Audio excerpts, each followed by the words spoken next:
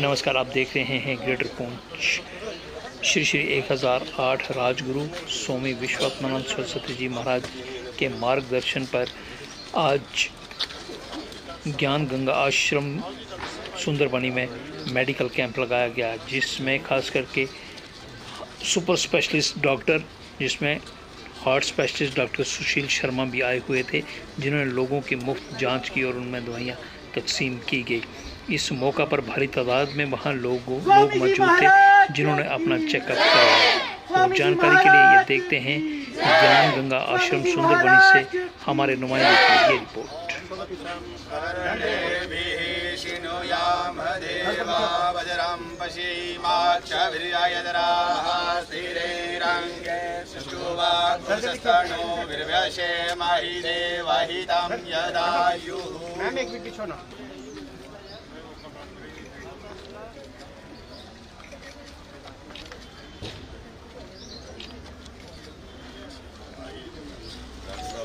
पूरा नियम बनाया हर साल का।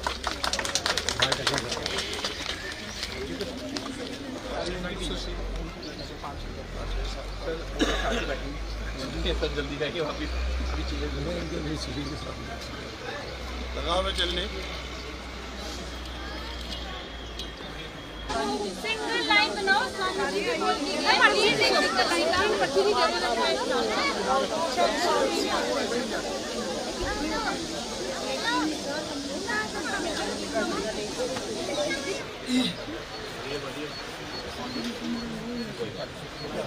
मीटिंग की सुबह शाम ले लीजिए, दर्द वाले पेशेंट की सुबह शाम ले लीजिए,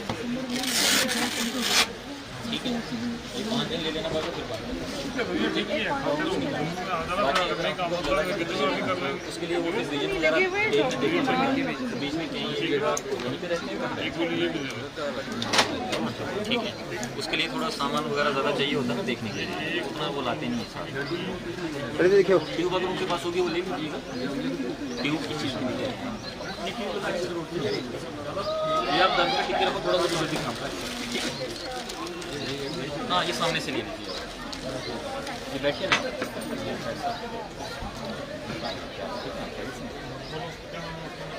मैं थोड़ा सा कैंप में आया हुआ था, 2-3 बजे तक आऊँगा।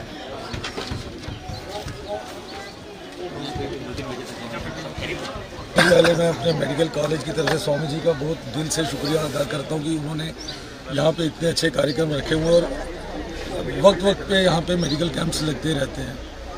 डॉक्टर सुशील का मैं दोस्त है मेरे, शुक्रिया करता हूँ क्योंकि इनको पिछले 20 साल हो गए हैं।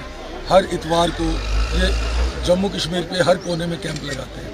तो मैं इनको बताना चाहता हूँ कि अब हमारे यहाँ रजौरी मेडिकल कॉलेज में कैथ लैब सैंक्शन हो गई है, और जब वो कैथ लैब बनेगी तो स्वामी जी आपका और डॉक्टर सुशील का बहुत बड़ा साथ चाहिए उसको एस्टेब्लिश करने में, ताकि हम यहाँ पे कैंप लगाएं। जब ये कैंप आए तो हमारे जो कैथ लैब के प्रोसीजर हैं, वो एंजियोग्राफी है, वो भी हम मेडिकल कॉलेज में।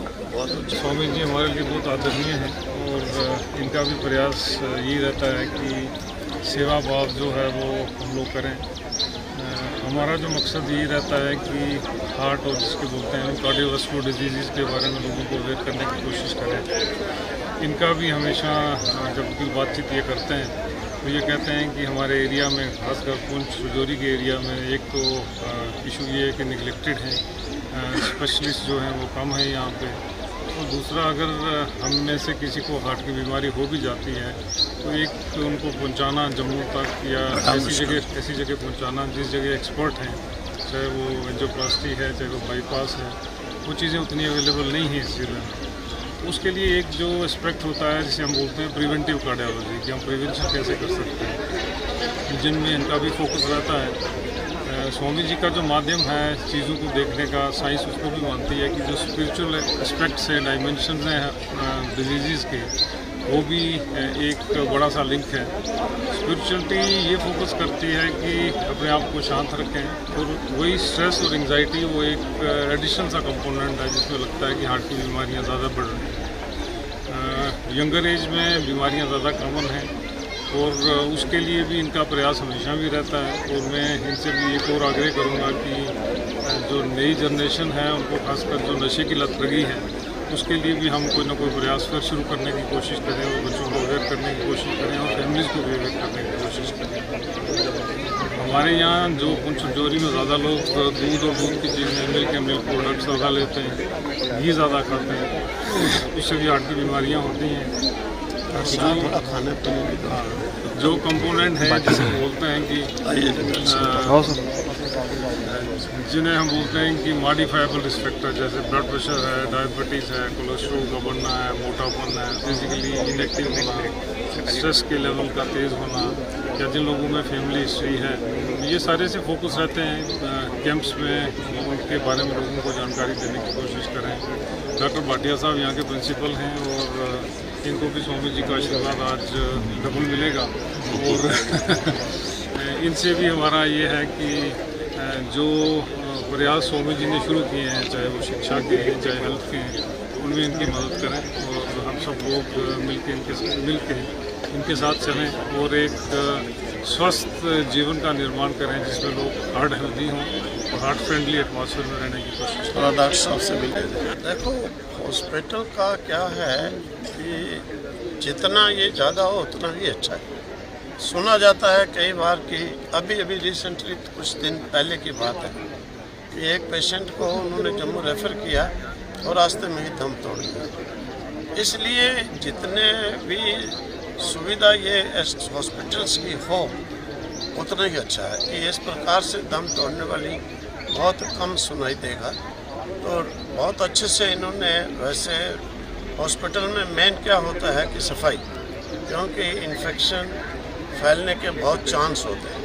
कई हॉस्पिटल ही ऐसे होते हैं उनमें ठीक आदमी जाए तो वो भी इन्फेक्शन लेकर आता है, जैसे बहुत सी जगह पर हम देखेंगे सब।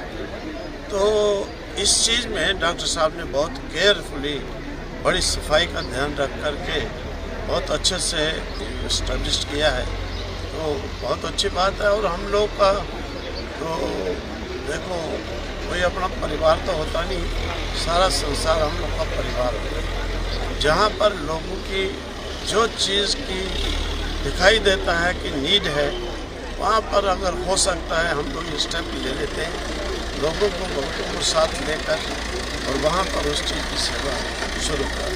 तो ये जो हॉस्पिटल है, किन लोगों को ज़्यादा प्रायोरिटी मिलेगी यहाँ पे? सबको मिलेगी। हॉस्पिटल और एजुकेशन, ये दो चीज़ ऐसी हैं, इसमें कोई जाति, कोई मजहब, कोई ये चीज़ नहीं होती। आप जानते हैं कि हमारा कॉलेज कितनी देर चला, ये नहीं है कि कोई हम महात्माएं तो हमारे यहाँ पर प्रिंसिपल मुस्लिम ही रहा, मैक्सिमम जो स्टाफ टीचिंग सब मुस्लिम ही थे।